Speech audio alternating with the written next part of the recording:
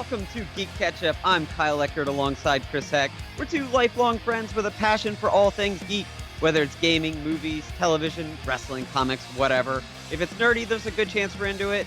You are listening to Chapter 3 of Season 1. Today, we're headed to a galaxy far, far away. Chris and I will discuss the latest additions to the Star Wars universe, including the video game release Star Wars Jedi Fallen Order and the Disney Plus show The Mandalorian. We'll also talk a little bit about Disney Plus, as it's the new TV streaming service on the block.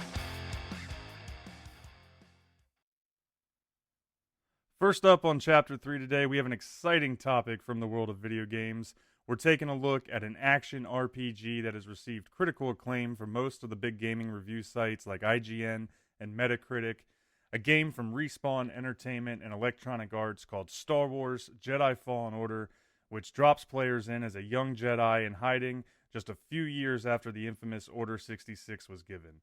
This game was launched on November 15th of 2019, just 1 week ago, and it feels like a revitalization of our Star Wars video games, but surprisingly, it's only sold a few 100,000 copies according to Wikipedia, about 66% of which were on PS4. So let me give a quick warning that we may discuss some spoilers throughout this, but let's jump right into it here, Kyle. We've both played and beaten this game. What are your thoughts about Cal and his quest to restore the Jedi Order? Well, first and foremost, this game is just amazing. If you have ever wanted to feel a Jedi simulator with a lightsaber, this game is for you. I've played a lot of Star Wars games in my life, but this one truly immerses you into that world and gives you the feeling that you are a lightsaber-wielding Jedi.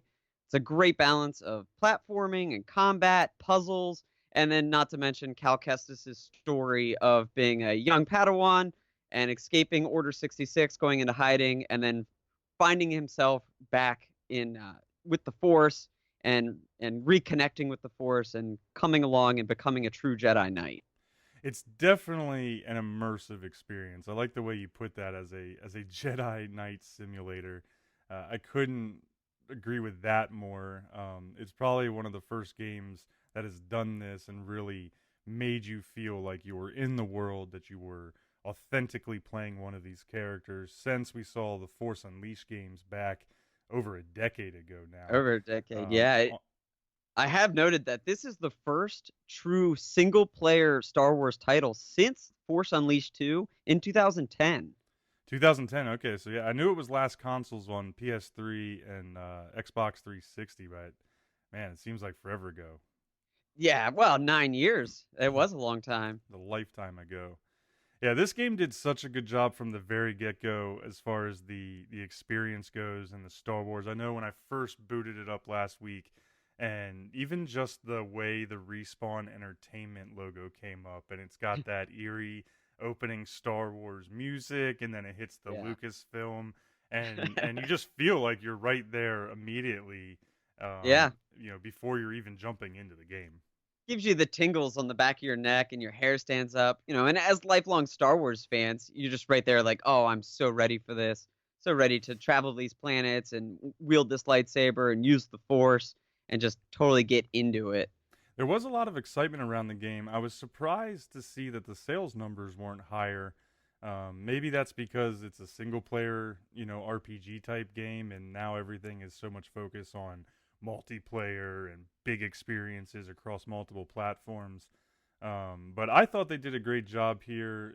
It really was nice to get back into the solo RPG. For some reason, Star Wars games just feel like they fit in the RPG world.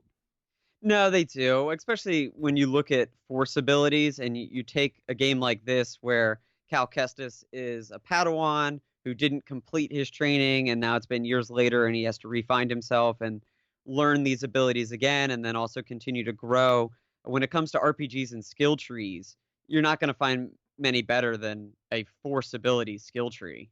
That is true. They did a good job at how they unlock things as you go through.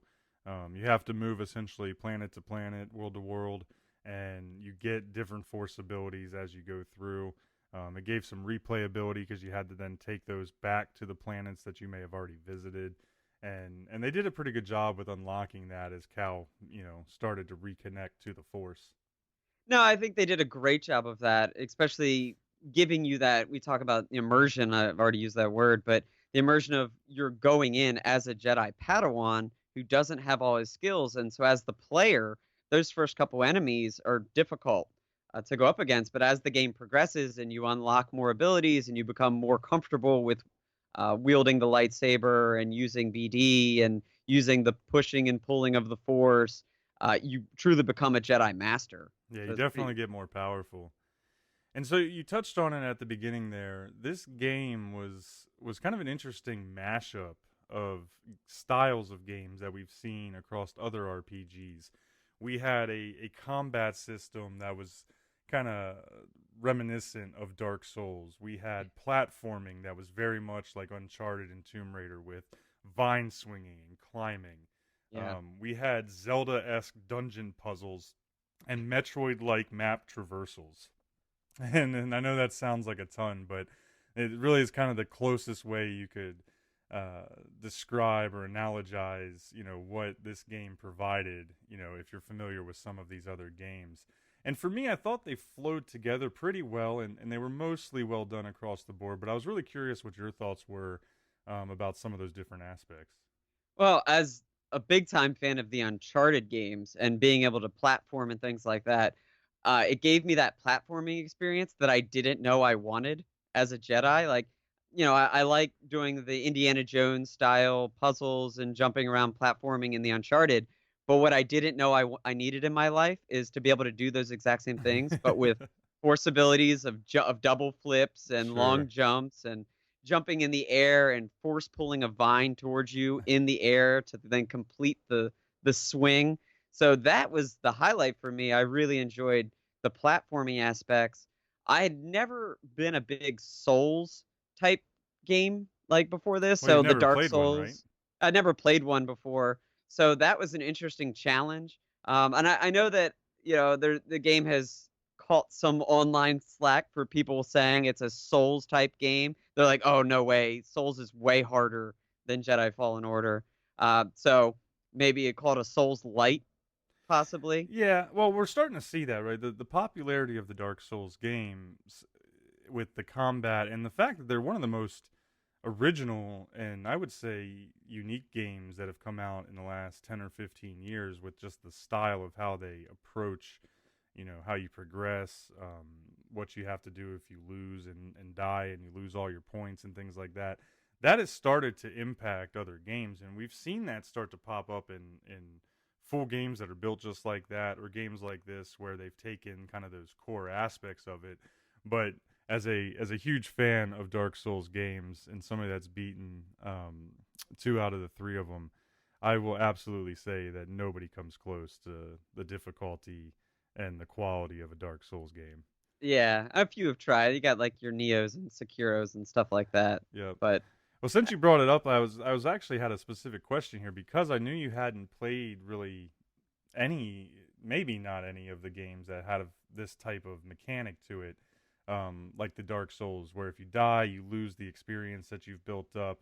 There's definitely some penalties for that. So I was just curious what you thought of it, being somebody that was a little bit fresher to that style. I enjoyed it. I enjoyed it a lot. The difficulty because it was quite a departure from things I had played in the past, and I'm typically a person that likes to play my video games to relax and go easy go at it. So I have no problems with dropping a difficulty down to a lower setting so it enjoys my play. But I kept this one on Jedi Knight. I kept it on the default, and I really enjoyed it. It was a nice challenge, and I'll say the saving, which respawns the enemy, was a bit of a twist, That's the but other aspect of it. Yeah, the respawns.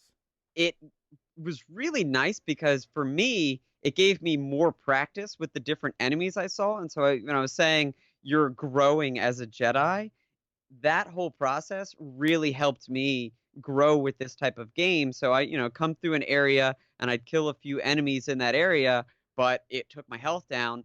I never hesitated to save and respawn the enemies. So then I had to fight them again. And I found after a few times of doing that, I was more confident walking into those battles and I'd come out the other end with more health. So it opened me up to wanting to play more games like this. Then again, if those other ones are way harder, I may end up breaking a controller or two on my way to that.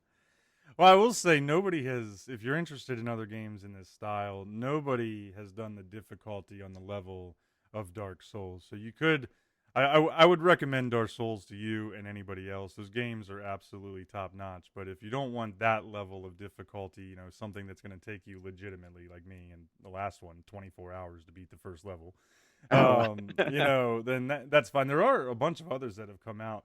You mentioned Neo, which was great, and I think there's coming out with a Neo 2. Sekiro was a lot easier, and it was done by the same company. okay.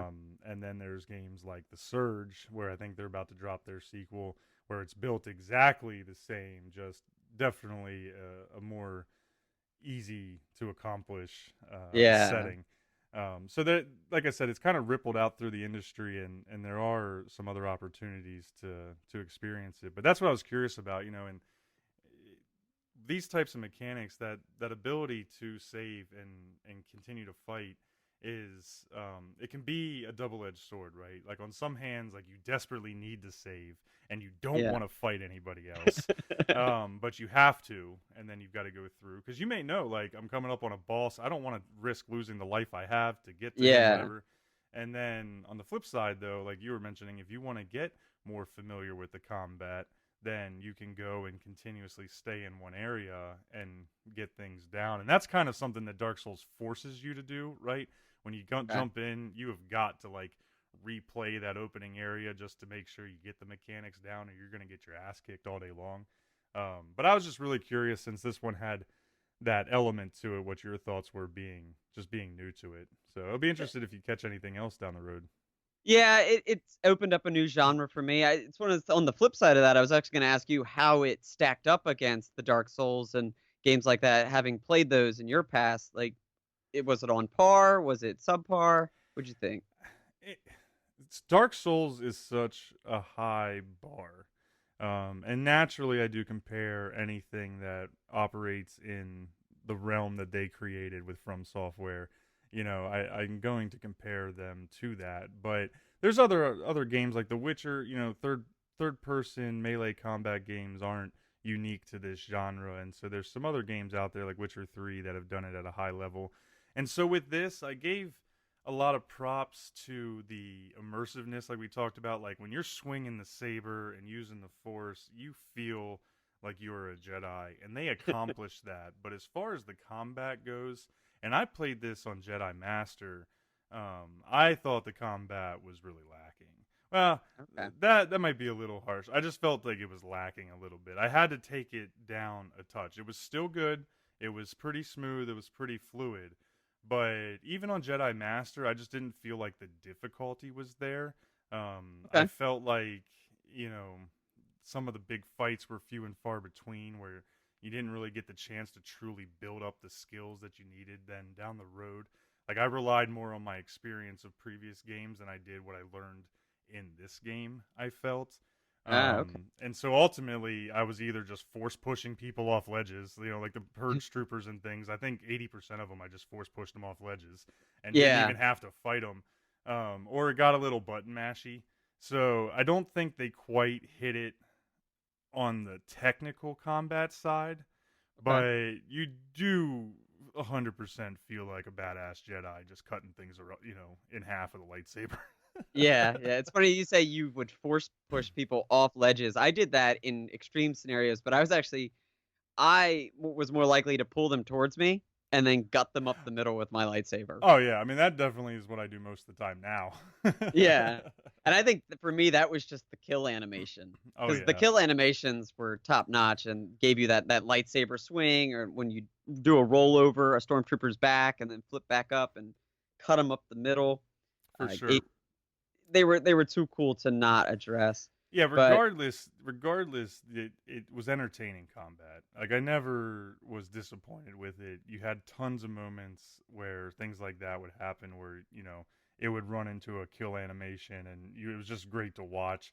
I took a ton of screen captures on my Xbox Live account just because so much just straight cool shit was happening, right. whether I meant to or not. And so I definitely appreciate it from that side, but if we get into kind of our ratings of it later, I definitely took it down just a touch because I felt like it was a little under, the technical requirements of what we see in some of these other games like Witcher and Dark Souls and Neo. Sure. Speaking of this combat, though, one big knock you got to have on it with the lightsaber is, were you upset at all the fact that when you cut something with a lightsaber, it didn't quite disfigure? Like there was some disfigurement, Oh, but you could disfigure droids, you could disfigure droids, but but there not wasn't humans. that whole aspect of, chop a guy's arm off and then keep battling with one arm, or chop a leg off an animal and then they Yeah, keep battling you with one. Did that bother you at all, or?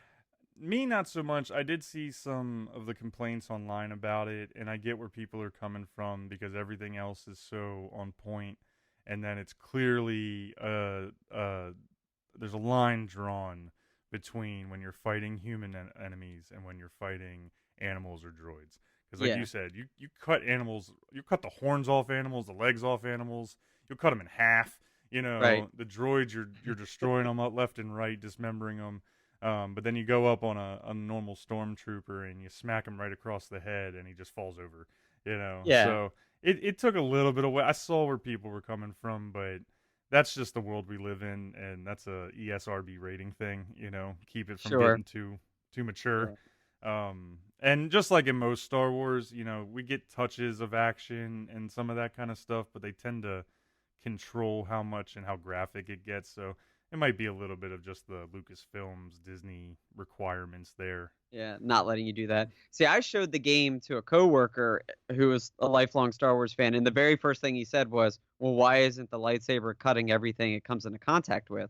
I was like, "Well, it's a video game, man. Like, Sure. you got to give some sort of difficulty. If not, you're just going to be rolling through everyone and slicing them in half." Right. But the combat does get to the point where you can do that with some of the smaller animals. I'm thinking of the Mm-hmm. little bugs on Bogano and Dathomir, the little poisonous bugs that when you chop them in half, you can do it just one swing and go right Yep. through them. And they did a great job with the environments, and just the visuals, right? So like when you're cutting bugs in half, like you're talking about, you see the burn of the Yeah, lightsaber, you know, kind of like melting, incinerating their flesh. If you miss and you strike the wall, you know, I really liked that every time you hit the wall, you would see the streaks of the lightsaber. And so they did a really good job with that. The environmentals and the visuals of this game were very spot on. The worlds looked great. I was actually really surprised at how big the planets were. yeah. They were a lot larger than I expected. Gave you a lot of reason to explore. So let's switch tracks and talk about that a little bit. What did you think about the environments we were running around? Oh, they're incredible. They're all one giant puzzles. Like from the time where you land the mantis and get to wherever you're going, the whole planet just seemed to work against you Yep, in a sense where you had to find your way through and traverse it, whether it was double jumps or force pushes or doing the old climb around. So the planets were simply amazing, and the set pieces that they created on Kashyyyk with the look of the Wookiee life and culture in the for sure. jungle, it just was super cool. They were all Did you very ha unique. Yeah, Each did you I planet. was gonna say, did you have a planet that stood out to you? No, I thought they all were pretty unique, especially once you got off the first two, which were probably the most similar. But Kashyyyk, Dathomir, and Ilum were beautifully crafted. They all had their own environments. They had their own coloring, unique enemies, unique sounds, and I thought they did a great job. The environments were one of the most memorable parts here. They did have strong NPC characters, which I liked, but the way they used the environments is what I thought was kind of unique here. You know, you had some of the quick time events, like when you're sliding through. Like what comes to mind is when you're sliding through Kashyyyk and you're getting shot at by like a starship, and you're going down the Yeah. mudslide and you're jumping, and it was just a really intense few minutes of gameplay that kind of highlighted the environment. I really did like what they did there, but it was also kind of frustrating at times because, kind of going back to what you touched on with the environment working against you, you know, you had to traverse every square inch of these environments, and there was no fast travel. You know, you would find these seemingly small paths that would turn into like 30-minute adventures because they would take you, you know, through an entire other section of the map you didn't even think was there. So I thought they did a good job there, and the no fast travel thing though is what kind of went back and forth on being frustrating. And so Yeah. I was curious what your thoughts were, because so many games today are built for convenience, Right. where they're like fast travel everywhere, hit the map once and then you can go and do whatever you want. But this one literally requires you to fully traverse the map everywhere you go. So how'd you feel about that? That one was really frustrating, I'll admit. And we got shortcuts. There were certain areas that unlocked that gave you shortcuts, so when you needed to go back, you could get to certain sections faster. But with the puzzle or the planets themselves being giant puzzles, getting to my location was always a blast. And getting to that main objective, you get there, you do your thing, you fight your boss if you have to. But the moment when that ends The trip and home. you pull up the map and you realize how far of a trip it is to get back to the Mantis, to get Yep. back to your ship, to get off planet, to then move on to the next piece of the story was just, oh my God, it was a nightmare. It was a nightmare. There were certain moments where you look at that map and you're just holding, L2 to pull the map out and you're like, oh my God, I'm so far away. And so many occasions I would get lost and just I felt like I was Yeah. constantly pulling up the map and Completely making sure I agree. knew where I was. So while the giant puzzle planets was super cool, it was also incredibly frustrating at the exact same time. Well, and I think some of that was because of the map. They did a very Jedi, I would say Jedi authentic map because it came up as like a holocron. It was, your droid Yeah. was projecting it like an Obi-Wan Kenobi Yeah. projection. But Obi-Wan, we need your help. we definitely needed Obi-Wan's help with this. But because of that, and that's where kind of the Metroid comparison comes in because the map was also very Metroid like. You had multiple levels, you had to scan around, and it wasn't the most clearly visible thing at any given time. There's a lot of zooming in, zooming out, looking around. Where Yeah. the hell am I? Right? Yeah. And Opening up the map when you're facing a wall and being like, oh crap, and you got to yeah, turn around and open it up in an open space. exactly. I have to share, just because you kind of went down this path, I was actually playing the game this morning, trying to wrap up my 100% on it if I could, and I was on Dathomir, and I only had two chests and a puzzle or a secret to get, and it'll tell you where they are. You Oh can go yeah. through all the different areas, and it'll tell you if you've gotten everything or not. And the ones I needed were towards the end of the world, and I'm telling you, Kyle, it took me 90 minutes to Oof. figure out how the hell to get from the Mantis to the end of Dathomir and just running in circles because it was a very complex, intricate planet. There's a lot, Yeah. of climbing in that one. And it was like I was hating the game more and more, after loving it so much. Um, but I finally got there and got through it, and it goes. I went back and forth. At times I Yeah. really like stuff like that. I like hard video games. I don't like things that are just handed to us. But it definitely got frustrating in its own right. No, and for me, I after I beat the game and I went back to play it the next day and I thought about like, oh, when I finished up the game, I was saying I had so much fun with this. It's definitely got a lot of replay value for me, and I'm definitely going to go in here and find the missing things that I didn't come across in my first walkthrough. But as soon as I dropped down on a planet, I actually believe it was Dathomir. Like I dropped down on the planet, I open up the map, and my heart just sank, and I'm like, I really want to get that chest. I really want to go for that 100%. But do I feel like traversing this landscape yet again? And it actually turned me off, and I said, no, I don't. I'll do it another day. I'm gonna take a break from this, and I'll come back to this game at a later date. But it's and maybe that was the way I played it. I played this game in several very long sessions, like several. I think it was 5 or 6, 4 to 5 hour, 6 hour Wow. sessions.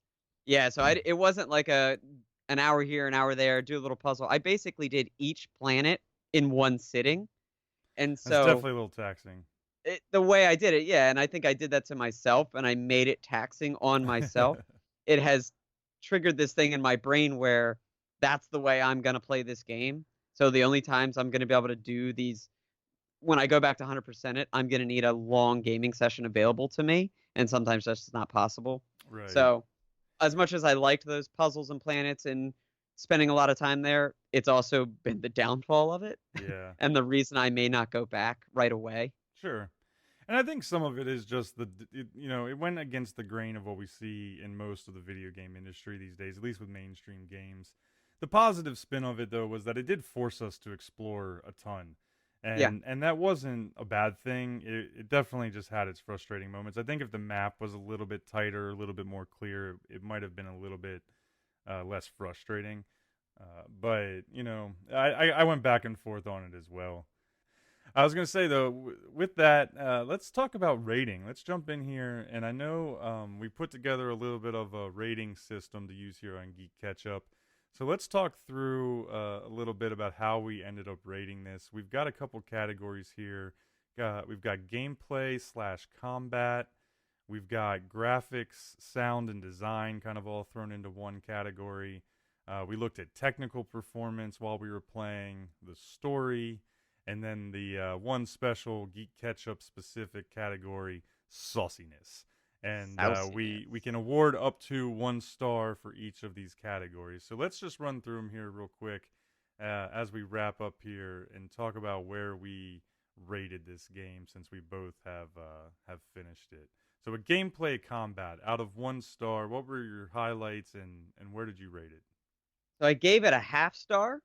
And I gave it that because the lightsaber combat is exactly what I wanted. It's exactly what you want it to feel like. You go through, you're chopping things up, you're getting into some tough battles with some animals.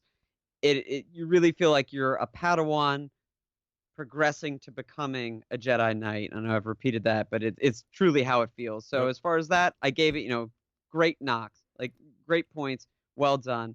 The only knocks I do have on the gameplay is the camera and the locking mechanic in the combat is very frustrating.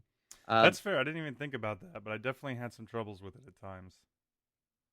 Moving when you're in a crowded area and you've got 3 or 4 enemies coming at you, it's almost better to not lock onto an enemy. But then when you don't lock onto the enemy, it makes deflecting a little more difficult, and the camera is just a little clunky.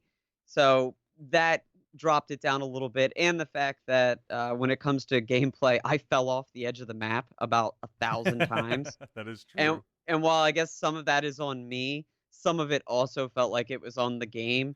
Especially when you're in a sweet cutscene and you're sliding down a mudslide Yep. and you need to jump off that mudslide and run up a wall and then double jump onto a vine.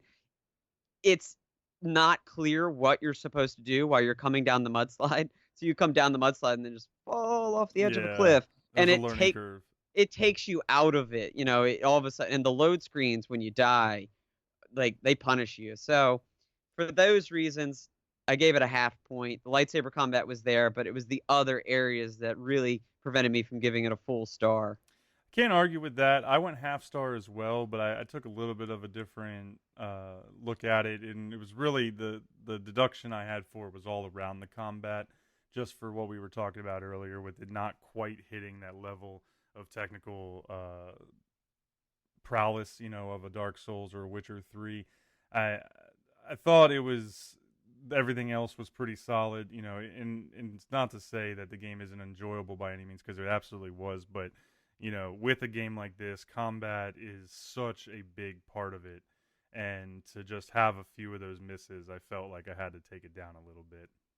Sure, it's still a great game, still a great game, Sure. but So moving on here, let's talk a little bit about graphics, sound, and design.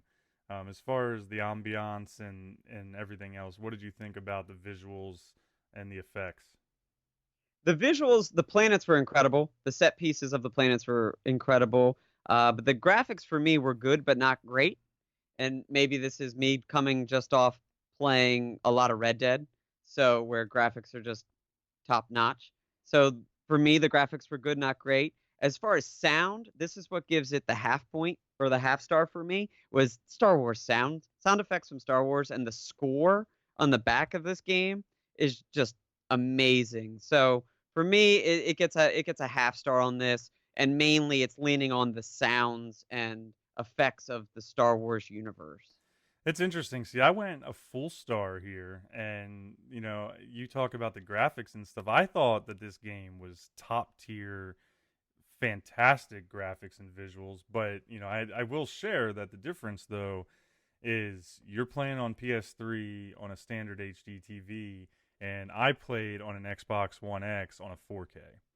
And so Okay. I think that probably that was the difference, honestly. We played the same Yeah. game, they were built on the same current gen platform.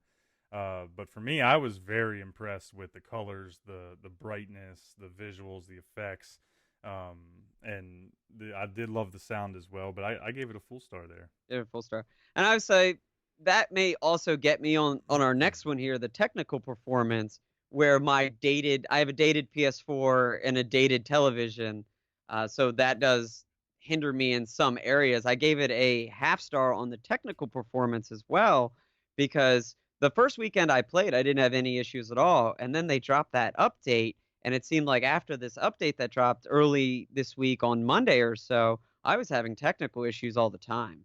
Agreed. The update definitely changed it. So what was your rating there for technical? Half star as well? I gave it a half star as well. I thought there was just some long loading screens. There was some weird hair renderings. I had some stormtroopers that just were magically floating off the edge of a map, or in a few spots I got stuck and seemed to be like in an invisible wall. So it happened one too many times for me to be able to give it a full star. That's fair. I feel like I was a little bit more kind to this game. I gave it a 1 star for technical performance. And maybe it was just going back to playing on the newer console with the Xbox One X. I had very little performance issues until the update came later in the week, which did give me some of the bugginess. I kind of let it go just because I figured they could probably update it back out of the game for anybody else that's still playing it. But my load times didn't seem to be as long as what you were saying when I was dying, and there was a little bit, maybe 15 to 20 seconds tops, but they didn't seem to be as bad. But it sounds like a lot of our differences are really just coming down to the differences in consoles. Yeah, the hardware for sure. So moving on, what did you think about the story? How did you rate the story? The story gets a full star. There's no way to not give it the full star for this story. As a huge fan of the Clone Wars television show and pretty much any story that you can give me that's pre A New Hope, I'm gonna dig. I really enjoyed Cal Kestis. He was a little bland maybe as a main protagonist, but the overall story of his journey and a lot of the side characters that he meets, Trilla, which is the second sister, the Inquisitor, and then Marin, the Night Sister that you meet. So those NPCs and the story as a whole, looking for the holocron. I'm trying to dance around it a little bit without spoiling too much Sure, here. sure. And getting to see the Star Wars universe kind of in the birth of the Empire, all check the right boxes for me.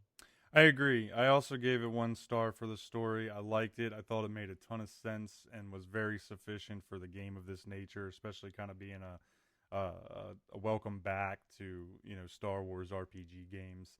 Thought it was ambitious enough to give you a reason to want to push through and Hmm. learn what was going to happen and see where it was going to take you. But it was also written in a way that leaves room for a sequel, so I won't go into the details of what happened at the end, but it wasn't guaranteed a sequel, but it leaves some room there, so I appreciated that. All in all, I did think it did a good job with the story. I think so. And if we could get, I like standalone games, but if we could somehow get a Trilla DLC story, like from her time of what happens to her as a child to becoming an Inquisitor, I'd be all in on a Trilla DLC pack. I agree, and they haven't announced any DLC now that you bring that up. I saw some speculation about it, but that was something that I would want to watch out for because I think I would definitely circle back and play some DLC on this one if they came out down the road. So the final category here, the sauciness factor, the it factor, the X factor, did it do it for you? For sauciness, I gave it a half star. I definitely thought the game was right up my alley. It had the it factor to make me uh, just absolutely push through it and crush. I almost 100%ed it this week. It felt like I was a freaking Jedi and one of the best Star Wars RPGs since The Force Unleashed. But I gave it a half star on sauciness simply because I don't know if I'm going to play it again once I 100% it. Right. It kind of feels like a good snapshot in time. There's not going to be a whole lot of reason to keep running around in this world once I've unlocked everything, unless they come out with some sort of expansive DLC. I gave it, it's funny, as all the knocks that I've had on this game, I gave Sauciness a full star because for me, it did have that it factor. That was that Jedi feeling that it gave me was everything I wanted, and it gave it to me. And I do think in time, I'll go back and revisit this game. Maybe I won't 100% it, but what I might end up doing is playing the story over. Like I'll get a Star Wars itch, and this will be the Hmm. game I go to Just scratch that replay Star it, Wars. like Just start replay it. fresh. Yeah. I can Yeah. see Or that. if they had a new game plus, that'd be really nice. Yeah, New Game Plus option would have been great. I don't think they did it, but that's a great idea. So all in all, what was the verdict then? What was the total there? I had a full 4 out of 5 stars for this game, but where did you end up? Mine ended up being 3.5. Three and a Three and a half. half out of five. Well, you've heard it here. 3.5 to 4 stars out of 5. Definitely would still recommend. Yeah, I think Jedi Fallen Order was an excellent entry in the ever expanding Star Wars canon, and as the latest video game, it has raised the bar of what we will expect from future Star Wars video game titles.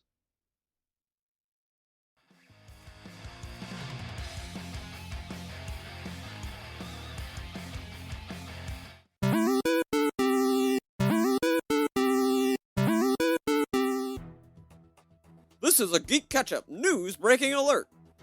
After the Avengers put an end to Thanos and saved literally half of all existence during the remarkable events of Avengers Endgame, there has been much speculation around what the next phase of Marvel movies will look like and what lies in store for our favorite heroes. We'll wait no longer, as the heads of Marvel Studios have recently provided their plans for phases 4 and 5, with multiple movie premieres set from 2020 all the way through 2023. These include Black Widow kicking off the next wave in May of 2020, followed up by The Eternals in November. Then, in early 2021, we'll be introduced to Shang-Chi and the Legend of the Ten Rings, followed by one of my personal favorites, Doctor Strange 2 in May. Spider-Man 3 in July will come out next, and then Thor 4 in November. Let's all just take a moment to recognize that 2021 is going to be amazing. Following that, we have Black Panther 2 lined up for May 6, 2022, Wakanda Forever, and 6 additional premieres for 2022 through 2023 that have yet to be titled. I don't know about you, but let's hope Marvel's reboots of Blade and X-Men find their way into some of those slots. Now, back to your regularly scheduled program.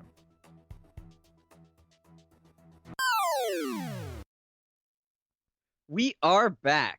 On November 12th, Disney entered the subscription streaming service game with Disney Plus. With it came several original movies and TV shows, but one that has been standing above the rest is The Mandalorian. From the creative team of Jon Favreau and Dave Filoni, this space western set in the Star Wars universe post Return of the Jedi follows mysterious bounty hunter currently only known as the Mandalorian, and it's quickly becoming one of the breakout stars of the early days of Disney Plus. So right off the bat, Chris, this show ticks all the right boxes for me. It has an old Western vibe set in the Star Wars universe. There's amazing set pieces on the planets and the animals that you get to see, interesting stories, and above all else, the episodes are only 30 minutes, so it's nice and easy to get all of them in one sitting if you had to. Absolutely. The Mandalorian kicked off just from minute one, grabbed your attention, opened with great action, good mystery. Let's just be honest and say here that the last 2 weeks have been great to be Star Wars fans. Oh, no doubt. There's no doubt. Between Jedi Fallen Order, The Mandalorian, everything else just being available on Disney Plus, and then of Right? course you've got Episode 9 coming out just a couple weeks. It is just a great, very exciting time in the Star Wars universe. But I'm just gonna say it. To me, Mandalorian, best live action Star Wars story made in years. Wow. Wow. Throwing it down. Throwing it down. Better than Rogue One? Easily better than Rogue One. Oh, wow. Easily better than Rogue One. Easily Wow. better than Rogue One. Okay. Okay. I will agree with you. That opening scene in episode 1 might be one of the best opening scenes of a television show since Hell on Wheels for me. With Bohannon in the church Oh yeah. back in the day, in Hell on Wheels, and then the hunter, or the bounty hunter walking into the bar, not saying anything, the whole ordeal taking place in the corner, and then he breaks it up. The fight sequence, absolutely amazing. And then his first spoken words of the main character's first spoken words of the series is, "I can bring you in warm or I can bring you in cold." Yeah, it set a much darker tone than I was expecting, just being on Disney Plus and the whole 9 yards with the mouse. But it was a great blend of action, mystery. They did go just to that edge of, there are some deaths in that opening scene. Yeah. They keep the graphicness a little low, but it just was a lot further than I was expecting for essentially the kickoff flagship show of the new Disney Plus streaming service. No, it definitely stepped it up. Stepped it up. It is a rated R, maybe PG-13, but there's some deaths. Maybe you don't see the deaths flat out. There's no gore, It's in but I that mean, cusp, it's there. It could very easily dip into the rated R area, especially with that opening scene. He cuts a dude in half. Yeah, it's a Uses darker the side of the door. Star Wars stuff. Yeah. But I felt like they had to do it, right? Because the Mandalorian, we know so little about them, but the whole mystique that has been built up around Boba Fett and the Mandalorians with what we've seen in mainstream Star Wars stuff, and then I know that there's some folks that are more familiar because of all the canon and the animated shows and maybe some other things where they've touched on it. But all in all, the the persona of any Mandalorian has just been built to ultimate badass, Yeah. can accomplish anything, and bounty hunt anyone. And I thought they just nailed all of that on the head here. Yeah. Oh yeah. Check, check, check. And I'll say I saw a tweet. It's funny that you say like it's one of these areas where everybody knows about the Mandalorians and bounty hunters, but nobody really knows everything about them. Well, it Star makes you Wars, we're starting to realize we kind of don't know shit. yeah, we don't know anything. Well, it's the Boba Fett, like, it's that whole thing where Boba Fett was so popular after the original trilogy, but he had what, 5 minutes of total screen time, and one of that was his death in the Sarlacc pit. Yeah, no lines. No lines. But one thing that was interesting that people trying to find out more about Mandalorian culture and the things of Mandalore is I saw a tweet that I don't know if it was IGN or Star Wars, sent out, but some of the most searched terms on Star Wars Wikipedia, which is Wookieepedia, was Mythosaur, Beskar Steel, Mandalore, The Mandalorian, and Yaddle. After that first week, those were all like top searches. So people are clearly interested and want more information on this culture. Oh yeah, absolutely. I'm totally glued to the screen. I was absolutely glued to the screen the whole time watching this opening episode the day that the service launched. I could not look away, and then the hook at the end Yeah. literally made my jaw hit the floor. We know. I actually took a picture. My jaw was on the floor, and authentically, I swear to God, I grabbed my phone without moving and just snapped a picture of my face because the end of episode 1, I just thought was so exciting, Yeah. or Oh, I wasn't expecting them to go there, it's something that has unlimited possibilities and gave you an instant hook to watch the rest of this show. oh, absolutely. And it's something, like you said, no one saw coming. And I'm not sure how Disney kept it under wraps that they had this existence of this new character. Um, but well done. Well to them for keeping it a secret and not letting it be spoiled. And Well, I so when saw they went so far. Sorry to cut you off there, but they went so far as to not make a single piece of merchandise for the holidays. You can tell I'm yeah. hungry. The holidays. They did not make a single toy or piece of merchandise for this character for the holidays because they wanted to protect the reveal. Yeah, well, and it's done wonders because that character is stealing the show. It's Is taken the absolutely world by storm. it's taken it's dipped into memes everywhere. I have people that don't watch Star Wars things and have no interest in Star Wars things. They're sending me memes of this character. They're sending me pictures of this character. There's been a ton of water cooler talk about where this character is coming from, what this character means for Star Wars as a whole. Like people are pulling out old canon stuff that has since been moved into the legends category of the Star Wars universe to find out the origins of this character and maybe where it's going to go moving forward.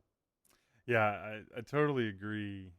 And really, I have to use this to clarify as to why I said earlier that I thought this was the best live action Star Wars story made in years.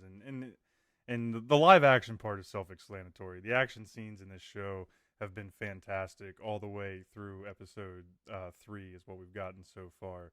Oh, there's But been one big one every show. It's been yeah, spot. exactly. But for me, it's all based around the fact that we are seeing fresh stuff in the Star Wars universe.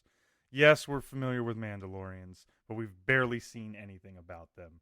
Yes, we're familiar with this character that showed up at the end, but it was very much a mystery, and we know very little about those characters as well. And so it just feels like while everything fits into the world we know, it's a fresh take on everything, and that is something that me, as a huge Star Wars fan, have been dying for in this universe. Is just let's get away from the Skywalkers. I know I'll get some hate. I can't look at another Death Star. I've got to start getting new stuff from this vast, vast world that is Star Wars. Yeah, the lore is so deep in the Star Wars universe and the Star Wars galaxy that there's stories to be told, and we're just jonesing to have them be told to find out other Exactly. things. And Exactly. they can be set in the same time spans as the original, as the main series, as I'll call it, but giving us those alternate characters and things like that. And that's something the Clone Wars really did a great job of, is giving you alternate characters in the Star Wars universe to make you care about. So now that we're getting that a live action version of those characters or a live action version of things like that, it's long overdue. Yeah, agreed. I really appreciate the way that they approach this show. And John Favreau, I can't say enough about that guy. He really birthed us the Marvel universe by bringing us Iron Yeah. Man 1. He everything that dude has written and made has turned to gold. The Chef Show, I'll plug. He does that on Netflix. It's an Yeah. amazing cooking show. The movie Chef is great too. Had to throw that in there.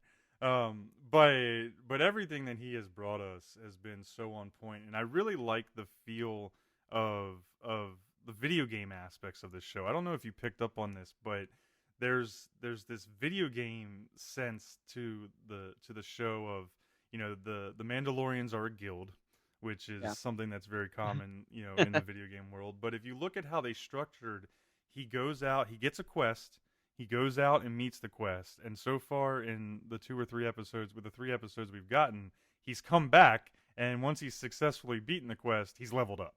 In Yeah. that first episode, we see him get that one piece of gear. It's kind of random. It looks nice. He got the cool shoulder pad. Everybody Yes. goes through that in a video game. You're like, sweet, one Yeah. good piece of gear. You Yeah, know, I got a helmet and a shoulder pad. Yep, What up? exactly. And then in episode 3, we continue to see his interactions with the guild and the forge, the blacksmith, I guess I'll Yeah, say, the armorer. the armorer. Thank you. Yeah. And he gets almost a full suit of armor. And Yeah. so I just like that sense. As a big gamer, I thought that was kind of a cool aspect to it. No, I didn't think of it that way. It's interesting, but it's very true. He does. He gets up his pucks, his bounty hunting pucks, and his tracking fobs, and he goes off and he goes to another planet. He completes a mission. He comes back. He cashes in his fobs, and then he goes to the armor, and she levels him up. That was super cool, and it was super cool to see the covet, the Mandalorian covet, and you got like a hint, a little bit of a backstory on them, and that's also something the show has really done well. Is they give you bits and pieces each episode. They give you a little bit of backstory on the main character as a child and how he was a foundling or an orphan. It's been good flashes, Yeah. without overdoing it. Yeah, just little nuggets that keep you wanting to watch. Now, on the flip side of that, I'm a little bummed to hear that this first season's only going to be 8 episodes, Oh, and then really? it's 8 episodes, and that's it. I didn't know that. Okay. I was hoping for something a little more because it's just so much good action and good storytelling out of each episode. And they haven't told you much each episode because they are only 30 minutes, around an average of 30 minutes each one. So I was hoping, okay, well, we're going to get like a full 20 episodes this season with them only being 30 minutes. And then I found out, no, we're only going to get 8. So that kind of triggered me to say, oh, I wish more was happening. But at the same time, Jon Favreau clearly knows what he's doing, and he's giving me little nibbles of these little things to make sure that I keep coming back, Yeah. to the plate. I mean, there is a lot happening inside 30 minutes. I mean, we're getting multiple action scenes, multiple plot points, multiple reveals in almost every episode so far. But let's kind of shift, and we've talked a lot about episode 1 here, but really, with how strong that opened and how big of a hook it had at the end, what were your thoughts as far as how episode 2 and 3 followed up to such a high bar that was set? Well, episode 2, the new character stole the show. That's where all the memes are coming from. That's where all the talk is coming from. This new character uh, is stealing the show. It's playing the baby Jack Jack role of Incredibles 2, which I don't know if you've seen Incredibles 2, but that whole movie, Baby Jack Jack, just if you watch him throughout the movie, he's amazing. And episode 2 does that for me with this new character. Like your eyes when he's on the screen or she's on the screen, it's on the screen, your eyes are drawn to it because you want to watch what it's doing. Yeah, you want to know what it's doing, and I will say that it was really impressive to see that it was already force sensitive. Yeah. And so there's a big moment there that was kind of a big reveal, right? Of like, we're looking at the Mandalorian, even though we're in the Star Wars world, but boom, here's some force action. And, that part is obviously playing a role in how these characters are going to interact moving forward. I know that was very exciting that when that character used the Force and proves to be Force sensitive, that the Mandalorian can't explain what he saw. And then he's speaking to another character who also can't explain what they saw. Yeah, almost like they don't know what the Force is, even Well, though they're in that realm. and that plays into that era of Star Wars telling that by the time the original trilogy came around and into Return of the Jedi, that Force sensitive people were a myth. And That's the true. Force in itself, because you think of Han Solo in the original trilogy didn't believe in hocus pocus mumbo jumbo. That's true. That's a good point. So these people have never seen a Force wielder before. So it's very interesting, and I think that will be cool moving forward. With there is a Force sensitive character, but the star of the show is meant to be the Mandalorian. But you can't take your eyes off the Force sensitive character. Absolutely. Well, let's circle back to the Mandalorians, because in episode 3 we had almost its own jaw dropping moment of its own at the end when we saw the entire Mandalorian guild come out, and the whole covet, came out and saved the day. him. Yeah, and so we got like what 20 or 30 Mandalorians on jetpacks flying around, blowing shit up and attacking people. Like, that was a really cool way to not only see their true might, but it was a flash of a bunch of different styles of Mandalorian. Yeah. Got the heavy machinery guy with essentially the machine gun and the heavy artillery, but then you saw obviously the flame shooter coming out the wrist and the dual wielding pistols. That's a pretty classic look. I thought it was super cool that they all came out and exposed themselves and saved the day, while just 10 minutes before when they were in the covet hidden, they said we can only go above ground one at a time. Yep. To stay hidden, to stay powerful. And now it's interesting, they've revealed themselves to the world. Well, and they revealed themselves to the world in such a dramatic way for the main Mandalorian without even knowing what he was doing. Because they don't talk. They're very secretive even amongst themselves, apparently. And so they don't really know that he's kind of gone against the code a little bit, and he's going a little rogue. And they just say, hey, he's one of us. He's getting attacked. It is the way. Yeah. We're going to come take care of it. This is the way. This is the way. But moving on with this, a few interesting things have happened throughout the show. Do you think anything is going to transfer over into this main story, into the movies, or impact the Star Wars lore as a whole? That is kind of my biggest question. Well, it's probably two part when I was thinking about this show is whether or not the show will have any impact on the movies. And I don't expect any sort of impact on episode 9. I just think it's too soon. But depending on where they go with the timelines of future movies and future stories, it'll be interesting to see because of some of the characters they're building here seem so big, potentially so important. Yeah. So that was kind of one question I personally have, and I'm just not sure. Marvel kind of set some roadmap here when they did the cinematic universe and the television universe, where they would maybe reference each other or slight things would somehow have an impact, but they never truly intersected. They kind of kept them separate, so that way there wasn't too much issue. But I just wonder with these characters how you would get away with that if they were to do anything else set in this same time frame. Right. But I Should also be go ahead. interesting to say. You say that it might not, but it was a perfect reference of how Agents of S.H.I.E.L.D. referenced a lot of what was happening in the MCU. An interesting note is that it's going to be an 8-episode season. From the time that episode 7 drops to the time that episode 8 drops, right at the end of the season, Rise of the Skywalker is going to come out in between that. Oh, okay.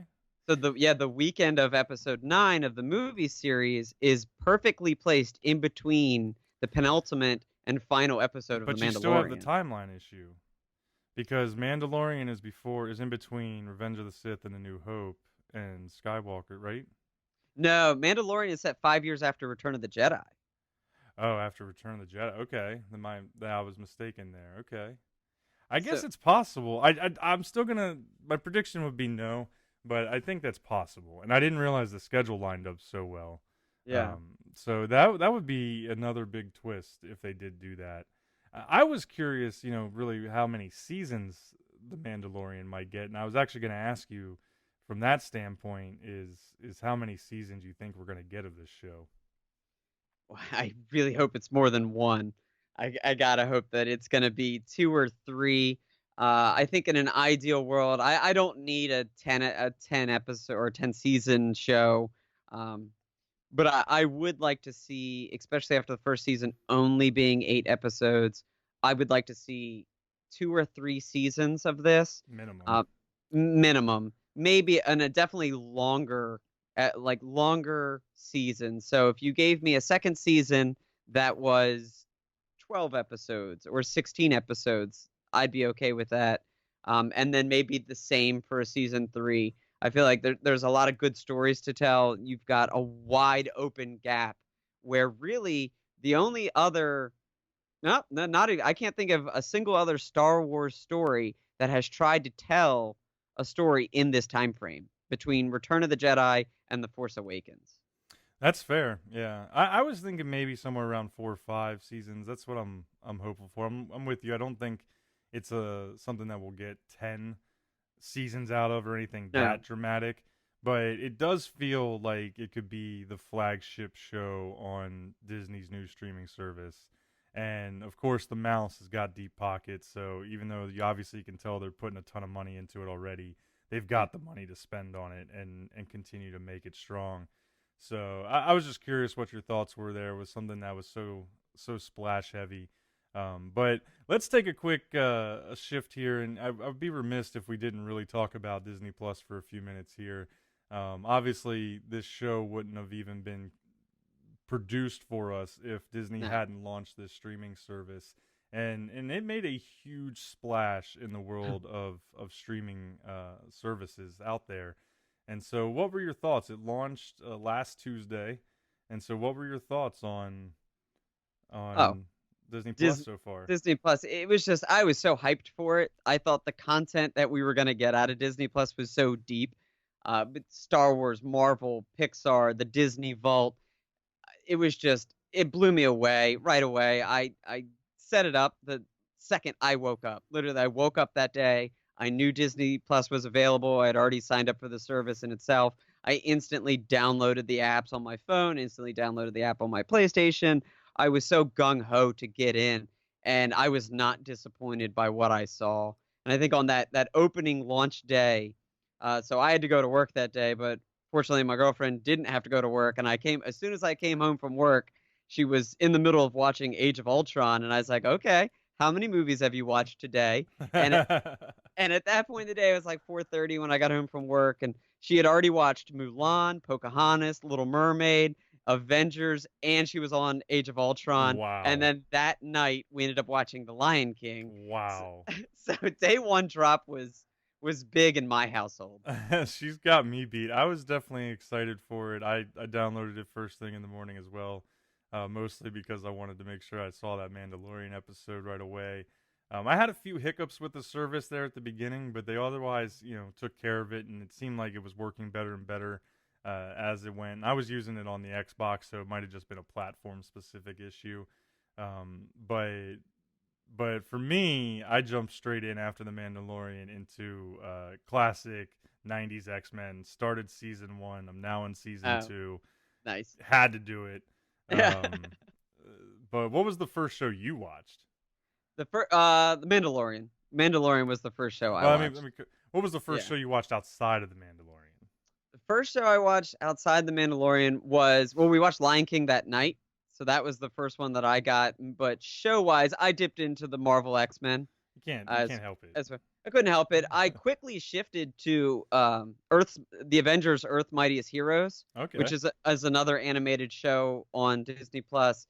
There are two, or probably more than two, but there's two real Avengers based animated shows, and one is Avengers Assemble, and the other one is Earth Mightiest Heroes. Earth Mightiest Heroes actually came out first, and then I was a big fan of when that show came out, and it felt like that show got cut off so they could make Avengers Assemble, and I just prefer Earth's Mightiest Heroes. So that's the one that I really stuck with and have been watching more of.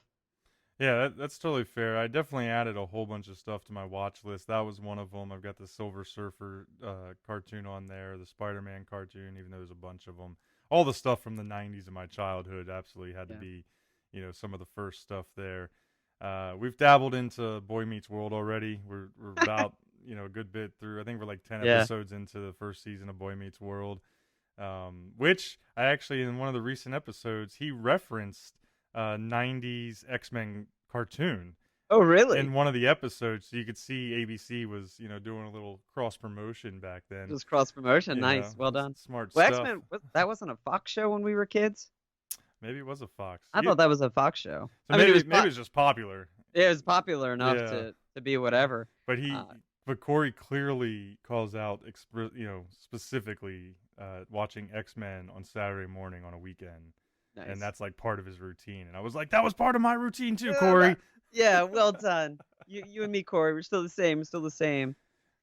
But the things that I've watched the most, that's what I watched first. But the surprising stuff that I've watched the most of is the National Geographic stuff. Oh, see, I haven't even touched that yet. Oh, that's what I've been watching. On There's that a Jeff few Goldblum? on that. No, I'm watching Caesar Milan. Ah, Caesar Milan. Okay. Yeah, watching a lot of Dog Whisperer. I mean, a crazy amount of Dog Whisperer. It's yeah, in the week and a half that we've had the service, it's maybe triple of anything else of total watch time. Caesar Milan is what we've been watching the most. But there's some cool documentaries out there. There's a short little mini series called Kingdom of the White Wolf, Okay. and it follows a National Geographic photographer who goes into the high Arctic to photograph Arctic wolves. Okay. And then the way that the story is told, the way the pictures and the videos are done, they tell a story, and it's pretty cool. They follow a pack of like a mother and a father, and then there are three generations of wolf cubs, and it's pretty cool. You watch them hunt and you watch them traverse the land, and they give you a little bit of a background on Arctic wolves and how they operate. And that one was just super cool. So That's if I awesome. could make a recommendation, if you're into National Geographic type shows, and especially if you have any sort of interest in dogs or wolves or things like that, Kingdom of the White Wolf would definitely be something you'd want to check out. Yeah, that's very cool. I knew I saw that they had that stuff on there. It goes way beyond just the cartoons and the animated films and things like that. But I hadn't had a chance to dig in. There's a lot of content on Disney Plus. Oh yeah. I like how they did the user interface. I felt like the menu and things have flowed pretty well. They weren't doing the episode to episode tracking early on, but they've already fixed that. So now it Yeah. follows where you were, which is nice. So the service, all in all, is done a great job. I was gonna ask, because I think everybody with this service has got it. I was gonna ask if you had one show you've already watched that you're maybe a little embarrassed about, but you may have already answered that earlier. Oh, with Caesar Milan with the dog Caesar whisperer. Milan. Yeah. I don't. Yeah, I guess you could say I don't embarrass easily, so I can't say that I'm embarrassed that I'm watching Caesar Milan because it's been really interesting and that was a top-notch reality TV show It was for a long time. In 2008-ish time. So I'm not embarrassed by it, but that was the surprise content for me at least. I did you have one, or is there something that you feel you don't want to share that you've watched, but I'm now going to make you share it that I've talked about Caesar Milan? I opened the box. I don't know if I was embarrassed about it, but as dog lovers, we did early on watch the new live action Lady and the Tramp. So okay. we sat through that, and all in all, it wasn't amazing, but it was worth a watch, especially if you're a dog lover. We've got 2 puppies, Zelda and Link, and so kind of anything that's dog related we're into. And Link, my male, he watches TV more than any dog I've ever met, especially if there's animals on TV. And so we kind of put it on to watch with him, and he sat there for at least half of it and was just face glued to the television, with all the different barks and whimpers and everything like that, So not typically my cup of tea as far as some of those go, but we definitely watched it. Speaking of dogs, though, there is another documentary in the Nat Geo section. It's called How Dogs Got Their Shape. It's only 43 minutes long. It's a real easy watch, but you might find some interest in that, especially if you're a dog lover, because it's pretty cool. Just crushing that Nat Geo. Oh, the Nat Geo, man. The Nat Geo. It surprised me. I'm like stuttering over my words because I can't explain to you. When we got Disney Plus, I thought it was going to be all Marvel. I'm gonna watch the old TV shows. I'm gonna catch up on my Star Wars. I'm definitely gonna make my girlfriend watch Star Wars. Watch through. I'm like, nope, it's been Nat Geo. I'm gonna learn how to whisper to dogs. Yeah, right. Do that. Yeah, just a touch. That's funny. Well, clearly Disney Plus has jumped on the scene with a great app and strong catalog of both nostalgia-inducing classics and the modern masterpieces such as the Mandalorian that are capable of flagship status as the service gets up and running. We're totally excited to hear what your thoughts are on the Mandalorian as we move through Season 1, as well as let us know what your favorite Disney Plus shows have been so far.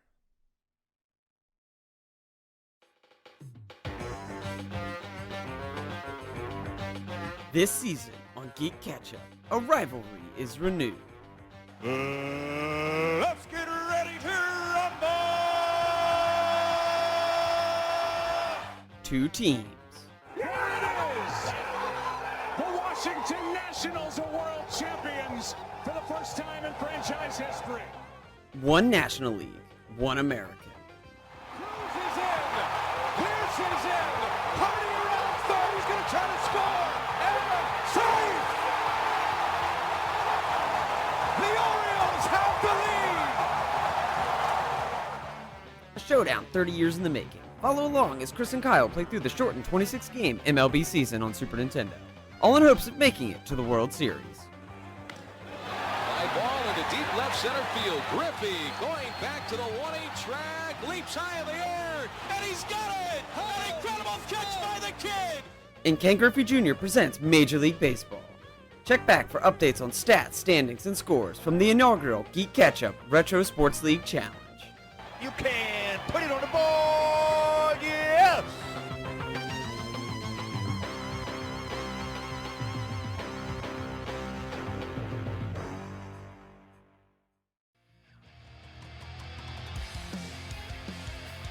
Thanks for listening to GeeK KetchUp. If you enjoyed today's chapter, please remember to subscribe to GeeK KetchUp on Apple Podcasts, Stitcher, Spotify, or wherever you listen to your podcast. Check out GeeK KetchUp on Facebook and YouTube, and follow us on Twitter and Instagram at GeeK KetchUp Pod for updates on new episodes every 2 weeks. Stay saucy, you nerds.